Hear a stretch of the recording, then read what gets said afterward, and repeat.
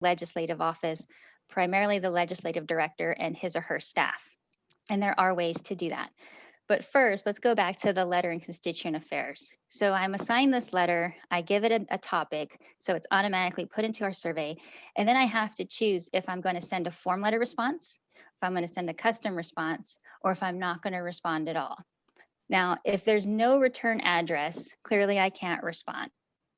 So we want to make sure we always have a mailing address or some way to get in contact with the person. Another thing is if it's about a bill that the governor vetoed, we're not going to write to them and say, sorry, we didn't pass your bill. We're only going to respond to the ones where we said, yes, we did in fact pass your bill. Now, in constituent affairs, again, you only have 5 minutes per letter and you've got to move through these letters. And we have 5 hours a day to go through letters, 2 hours a day to answer phone calls. Then you have an entirely separate staff that responds to emails. Most of those are form responses. It's okay to get a form response in the time frame that we want to do this, August. So usually in July, when a bill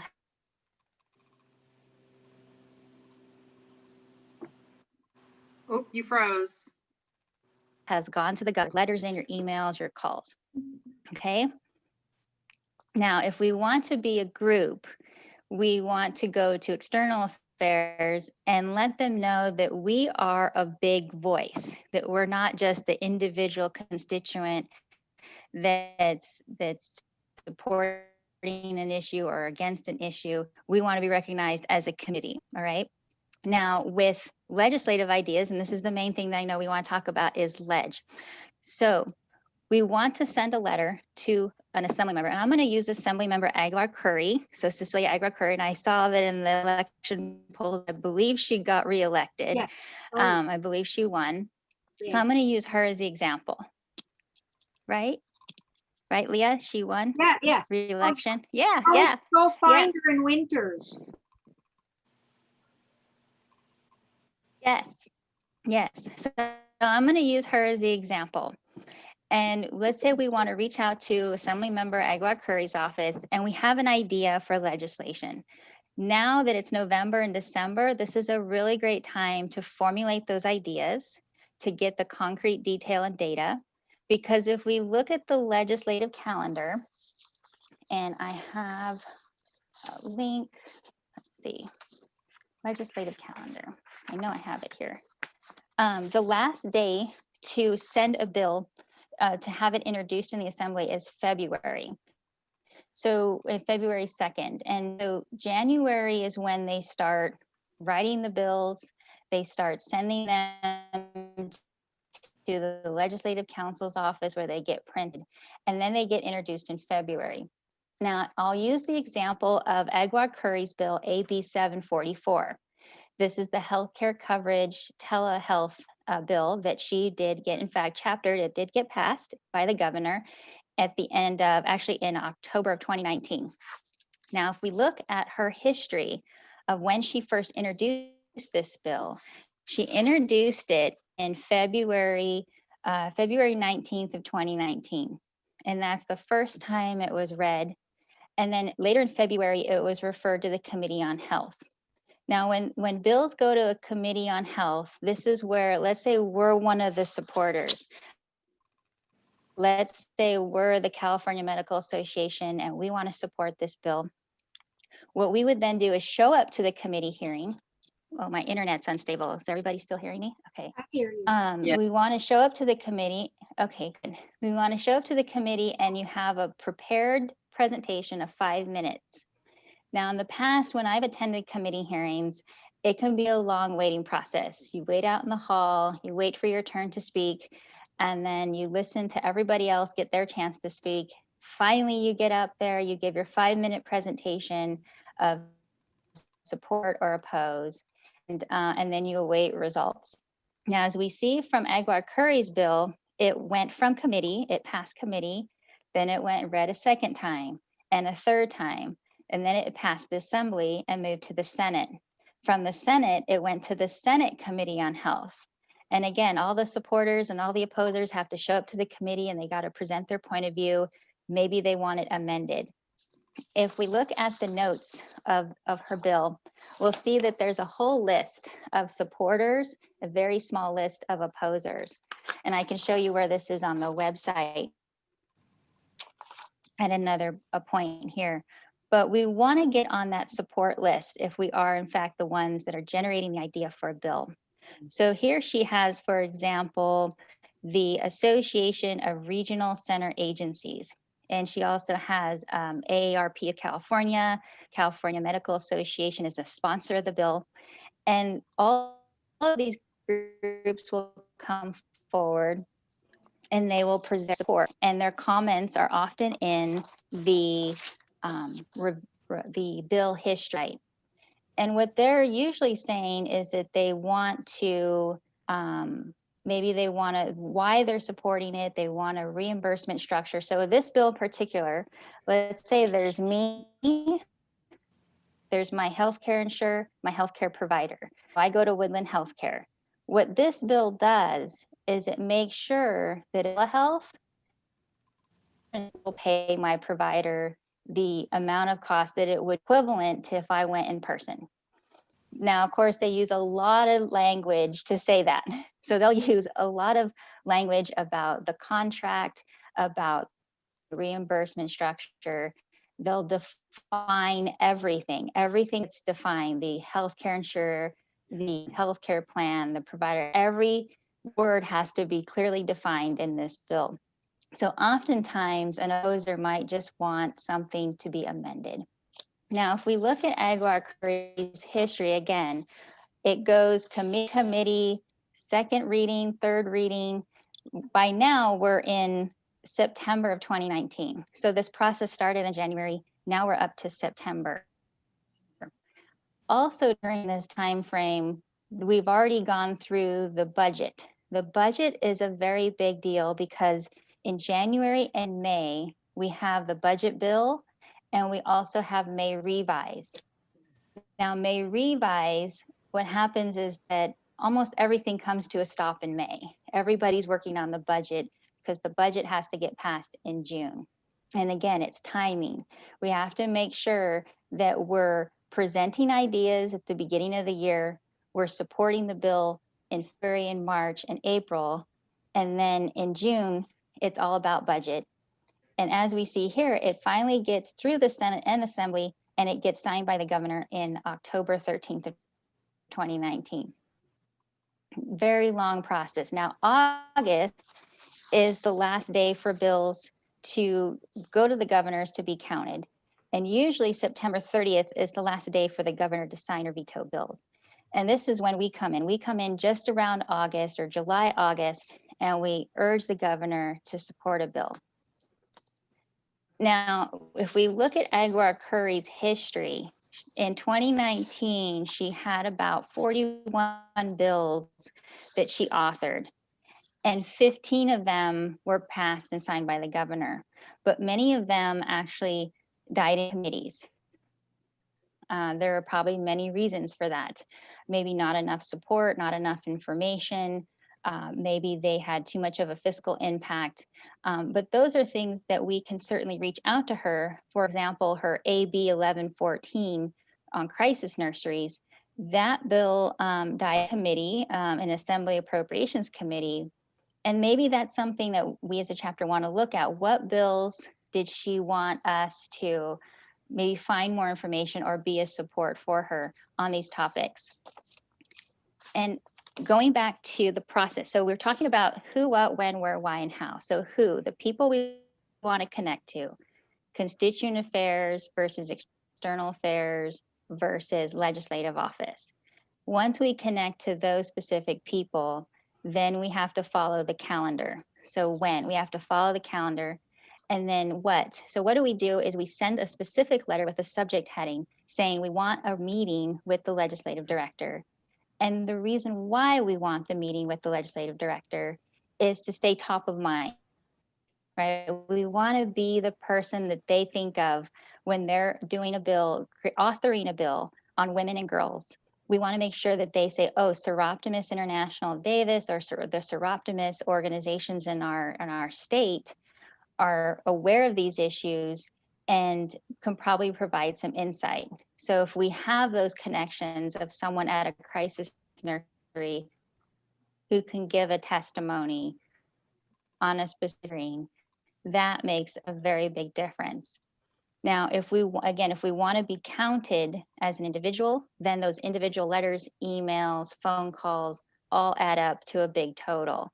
But we want to do it all at once rather than having it just 1 week or next week or 1 month, have them all at one particular time so that they get on that hot issues report.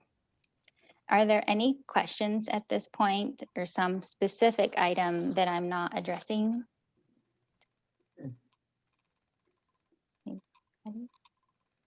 No, this is all wonderful information, Lisa. So it looks like ultimately, you know, we can concentrate on different things in different timelines in the year, which is awesome because, you know, that way we're not feeling like we're doing everything all at once. So no, this is perfect.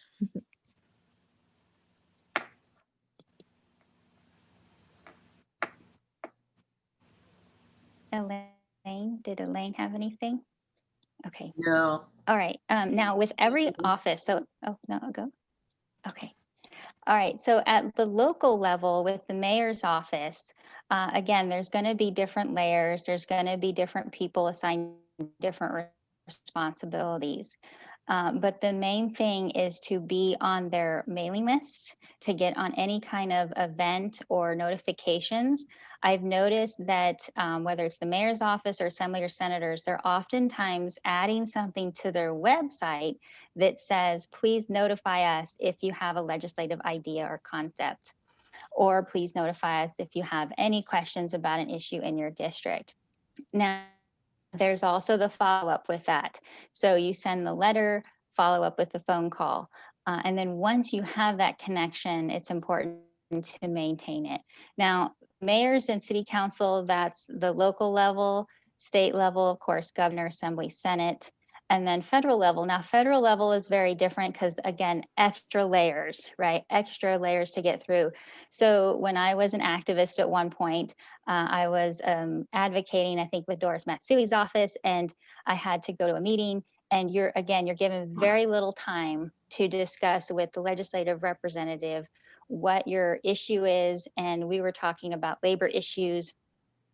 So in the workforce, I think it was a justice for janitors concept. And so we had just a very short amount of time to go in, state our issue, provide our information, provide our statistics, have it all well researched. And then that goes through their process, their system, where it gets recorded, it gets logged in. But we want to get to that point where our letter is being read at the legislative hearings, where we're not just a letter that's getting put into a file folder. So in the governor's office, when I volunteered in the legislative room, we would gather the letters and we would file them. But everyone was recorded, everyone was made sure that it's accounted for. But it just seemed like it just goes to this endless, quantities of file folders. I mean, we had a whole conference room, just boxes of letters, and it's very easy to get lost, right? Especially when I'm assigned to 3,000 letters, and that's what we don't want. We want it to really count, to really have a voice of its own. And the way to do that is to show how many members we have in our organization, the specific issues. And I know we've talked about anti-trafficking, education, reproductive health, equal pay. Are there any specific issues that anyone else wanted to add to that list? I mean, we can go on forever on that. Okay. So with the House of Representatives and the federal government, simply writing to John Garamendi and saying, we want more legislation on this topic, that only gets us to the first layer. Get us to the second, we have to be very specific, saying we request a meeting, give a time frame, perhaps provide a report or some research, because it needs to emphasize that we are aware of the past and prior legislation. Now, if we looked at Aguilar Curry's bill, again, that 744, we see that there were other bills that assembly members had previously authored. So they give and that's what's so great about that legislative info site. I know that's been a struggle to work with, but once you figure out how to put in the author and the bill number, it shows you the entire bill history and summary. And see that her prior legislation was based on so Assemblymember Gordon of 2017, AB 2507, that actually defined telehealth service. And, I don't know about you, but with me, I didn't even know that they had a bill that originally defined telehealth services. You just think that that's something that they implement and you're going, oh, great, I have telehealth, but there's actually a bill that defined that. And then it looks like Senator Mitchell did Senate Bill 289 that mandated that provide coverage for these services.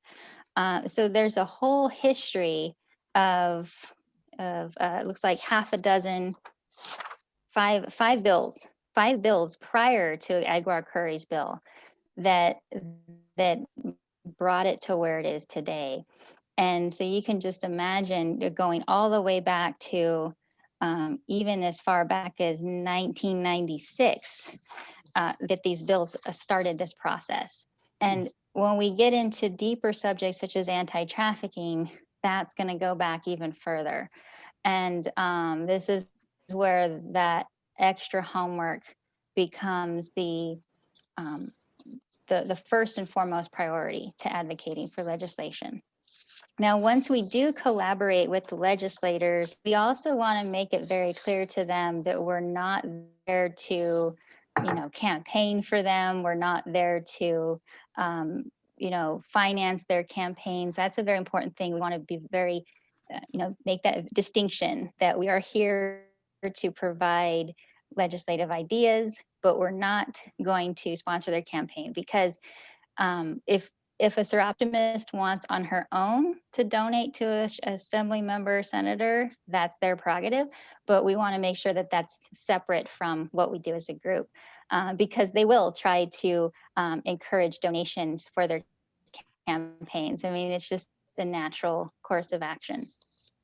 But we are not like some of these organizations that do have the money to sponsor the legislation. So when I do look at the list of supporters, I can kind of see that there are those that will finance, they will maybe start a political action committee, and they will start to help fund the assembly member or senator's campaign through the means and the legal ways that they can do that.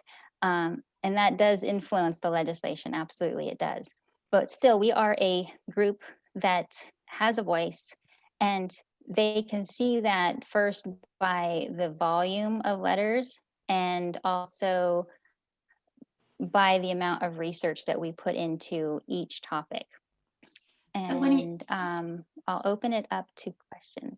When you said we shouldn't support a specific bill or that congressperson, it doesn't negatively impact us as a whole, as a nonprofit organization. It's just something we want to not promote because we don't want to be financially tied to a particular representative. Is that the reason, or is there a different reason why we don't want to contribute? Yeah, absolutely. I mean, I think that it just like you said, we don't want to be seen as, solely supporting Democratic candidates or solely supporting Republican candidates. We want to reach out to both of them, give them each equal opportunity to work on these bills. Oftentimes you'll see assembly members join together and co-author bills, and that's even better because then we know that we have covered perhaps even a greater, more broader topic, and everybody's pitching in, bringing their own specialists and their own supporters into that. And I think that's just, and you're right, we don't want to be seen as, we certainly don't want to be associated as, oh, well, you know, they donated money to this assembly member, so this is why they're implementing this bill for this group. Mhm. And that's just that's you know, that's politics. Money has definitely a influence. And to be clear, I mean, so Forcent, as a nonprofit, we are able to support or advocate against bills, but we can't support or advocate against actual members of legislation, if that makes sense. So Yes. as a nonprofit, we can have a stance on bills, we can have a stance on legislation, but we can't actually be associated or tied exclusively, for example, with certain members of legislation. There are, of course, the whole point of this is to make allies, though, right? In the legislative you know, yeah, with people. So that's ultimately what we want to do. But yeah, we definitely, just to be clear, we can have support or advocacy against bills. Very good. Thank you for that information. And the way I want to add that the way that we get in contact with the specific representatives is there are numerous sources online for, they have every year a entire booklet that is published with all the assembly member and senators and their offices and their district representatives and their chief of staff. There's also a governor's, a state of California government organizational chart that is printed that has the key contacts. Of course, appointments do change. People, you know, come in and out of these offices. So you may have one legislative during one year and another the following year. And, but there are numerous resources online where you can find that specific information to get to the right person organization. So I've been involved with California Women Lead, which does help women get appointed. And they are very well connected, and they usually have every year a day at the Capitol event where they bring in guest speakers from the caucus to give presentations, and they're definitely well connected to those resources. And there's nonprofits too, California League of Voters, that provides a wealth of information on their website about specific bills and how they, you know, made it through a committee or didn't make it through a committee. But again, every group has their own mission. So we want to make it very clear that we will support legislation that aligns to our mission and vision. And we have to be very clear on that mission and vision, because we don't want to all of a sudden take on the other group's mission and vision, or that of even the assembly member, right? We still want to make sure that we hold our ground on what our vision is and what our emphasis on supporting women and girls in education and reproductive health, protecting them from anti-trafficking with legislation. And the way to continue those connections with the legislative director, there's we don't want to bombard them with phone calls, but we just want to stay top of mind. We want them to think of us when it comes to issues with women and girls. Okay, any more questions? Carol has a question. Okay. Yeah, I have just kind of a question about strategy and just kind of what you were just talking about. So you had mentioned we want to kind of be in that external affairs as a group. So would it be better if, like, as a region, we had like each club write a letter and then that would be looked as a different group? Or would it be better if it came from like a region level and said, here are all the clubs we have in our region that support this mission? So I was just curious on a take for it. Maybe since our governor-elect is here, that might be a good project. And actually, our governor is here too. Absolutely, yes. A letter from the region saying, here are all our clubs. Here's how many members we have in our clubs. And it would, clearly outlining our mission and vision. So the sample letter that I did for just our group, it was just something with a very clear, subject heading, regarding a request of meeting with legislative director to discuss legislation impacting women and girls. And then just saying, dear Assembly Member Aguilar Curry, now is the time to bring hope to women and girls, invest in their dreams, and promote service to our community. You can say we are Soroptimist International and talk about our regional level. We have this many members. We want to advocate for legislation that aligns to our mission and vision. And then I even put our vision: women and girls have resources and opportunities to reach their full potential and live their dreams. Our mission, Soroptimist, is a global volunteer organization that provides women and girls with access to education and training they need to achieve economic empowerment. We would like to discuss with your legislative director ideas and concepts for legislation you might be authoring during the 2020-21 legislative year that pertains to issues of anti-trafficking, education, or reproductive health. Please contact our legislative advocacy committee or whoever our representative is, and then you have their information. And please add our mailing address to your external affairs list. So we get the full region added to the list. And if they want to add the district offices, maybe there's another way that we can add a handout with all the other offices and say, please add all of us to your mailing list at that point. So it was just very clear, succinct, one-page letter with the information. Great question, Carol. Yeah. And if we wanted to do it in volume, like let's say there is in fact a bill that's going to the governor, and then each district office sends a letter, just each chapter sends a letter, then that counts for greater volume.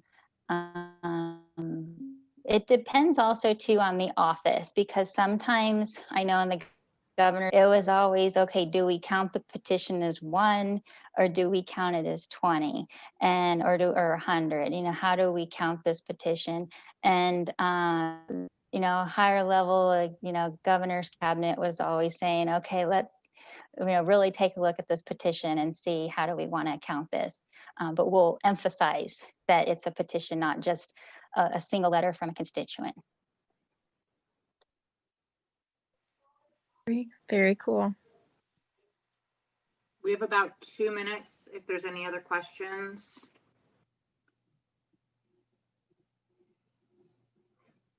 Okay, did we want to take this time to talk about possible topics that we would want to be advocating for, or do we want to just throw that back to our legislative advocacy committee? So honestly, so this is Ada. I'm part of the legislative advocacy committee. My thought moving forward from here is to kind of let hopefully have more club members watch this video and see if they have any input. But ultimately, I know that on the 12th of November, we are having another committee meeting. And I think in terms of overall strategy, even for the region level, I'd love to use that meeting to kind of distill everything that Lisa talked about today and then kind of move forward with more of a plan, creating more of a plan of, what are the different things that we can concentrate on. But ultimately, I think it'll be a shuffle back and forth to this club, to try to kind of get members' ideas and feedback. That sounds good.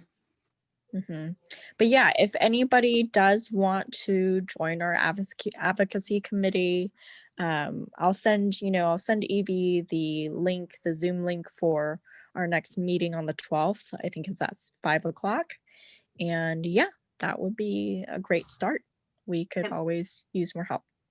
Yeah, I'll put it in the newsletter. So the link will be down there and dates to remember. Great, thank you. Okay, are there any other questions for Lisa? Okay, well, I do want to say thank you, Lisa, for all the information. I tried. It's a I lot tried of to give a. information, but you did a really good job of kind of breaking it down for us. So I feel like I know more now than I did before. So And Great, great. honestly, this is gold for not only our club but for the region level, because I know that region we've tried to work on, you know, legislative advocacy for some time, and we were just really waiting for a person like you, Lisa, to come along. Thank you, thank you. I tried to go global to specific. There was definitely a lot to get in there, so I just tried to get it all down. So thank you. thank you very much. We appreciate it. Thank you. Okay, let's pivot into committee reports. Are there any committees that want to share? Diana, I know you definitely do. We'll start with you. Of course, of course. So our big silent auction and soup night, we have got it going. You should have received something showing our landing page, where to go to access everything from our sidavis.org landing page. And also we're currently taking orders with Sud Work. So please, when you receive the newsletter from Meredith that has the information about the soup night and silent auction, please forward that to all your friends and family. Please sign up for a meal at Sud Work. Also, we're still looking for volunteers for Sud Work, so we're definitely looking for that. So thank you. This is real exciting. It's coming up pretty soon. And I'd like to point out that if you want to tell someone in your family to help out that night too, you're welcome to do that. They don't have to be a Soroptimist. They can be a Soroptimister or Soropta child. So we'll take volunteers from anywhere. Leah? Yeah, so I have connected with our with Damon about the former foster kids, and yes, he will need Ellie to make some new stockings, and he's also ready. They are also ready for gift cards from a gas and grocery outlet, so I'll take care of those. Hey, Great, Leah, thank you. when I talked to Ellie on Saturday, she said she's ready to make stockings. She just needs direction from yeah. you. If you guys connect. Yeah, no, I've got Damien getting me the names and the names of the kids. Perfect. So, and then I'll pass that on to Ellie. Cool. Great. And then Go ahead, Carol. we're doing letter writing for the seniors right now. So Mary's connected with Kathy Green at Atria Covo Gardens. So we did a little activity last week about talking about tips for writing letters. So that's, I think, in the newsletter. We have a deadline for, what do we say? I think the 16th, so Monday the 16th. So if you want to write some letters, they can kind of be, just kind of open-ended and cheery. And then if you want to invite a senior to be a pen pal and write back to you, that's your decision, and you can include, your information for that. Kathy Green thought that would be great for the seniors. So I'm happy to, collect them. Mary and I can make that happen. And then we were going to deliver an envelope of, a bunch of letters. So then hopefully they'll have them right before the holiday. And then maybe we can continue writing with them through the holidays. So if you're interested in doing that, there's some tips on the website, and it's kind of it's a win-win, because it's actually cheers you up, and then you can, share that with someone else who's, maybe feeling alone. So let us know, or just let us know if you have a letter, and we'll be happy to pick it up. Thank you, Carol. Is there anyone else who wants to share anything? Can I share Wendy? something political? Go ahead, Wendy. Wendy, go ahead. And then Well, Elaine. just on Sunday, look for our Women in Business ad. I sent out the final proof. Well, Women in Business. What it's really not Women in Business anymore, but it's our club ad. I had a half-page ad with everybody's photo. And thank you for we did get 100% attendance for the photos, so that was awesome.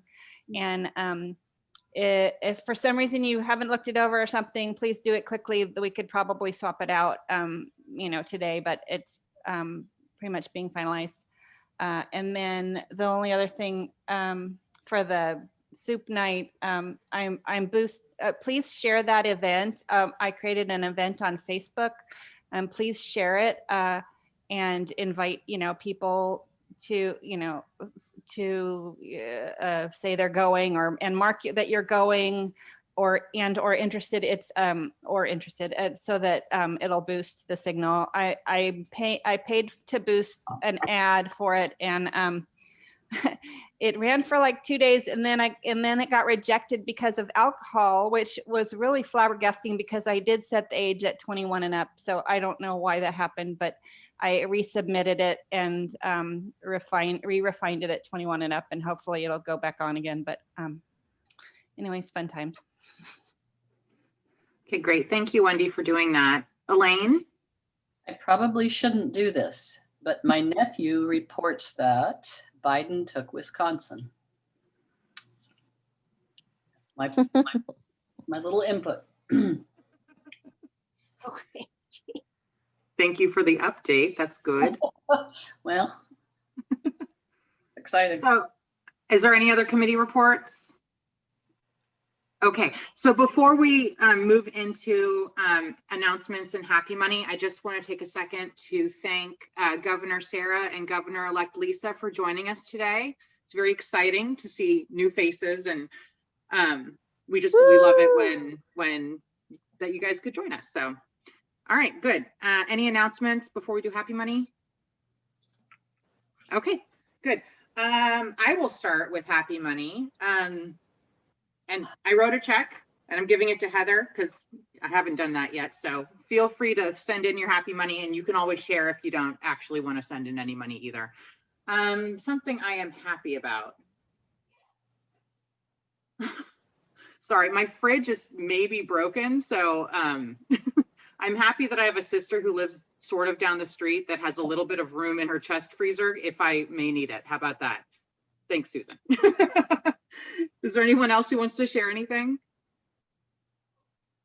No one's happy about anything? I'm happy. It's November 4th. You're happy what, Elaine? That it's November 4th. I'm happy about that. Yeah, We survived. yeah, me too. I'm happy I didn't get any phone banking texts today about propositions. I'm happy about that.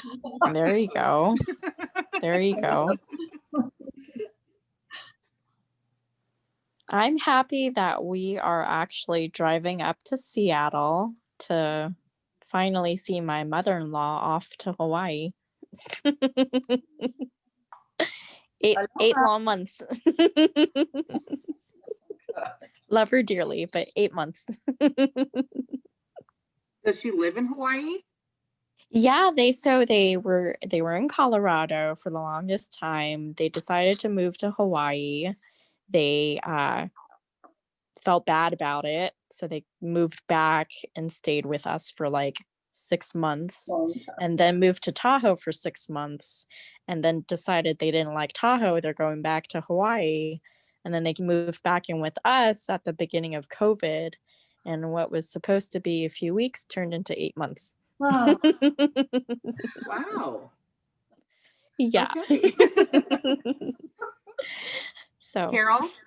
Yeah, well, I'm happy. It was great to see a lot of you actually in person for the first time in a long time at Ellie's drive-by birthday party. So that was really nice. It was really special. And yeah, I'm really happy about the information I learned today. Lisa, thank you so much. You so vibrant and brought a lot to our club. And I hope this really gives us a boost. And I think we have a lot of ideas we can, that'll take us further. So thanks so much. And thanks the committee too, Diana and Ida. So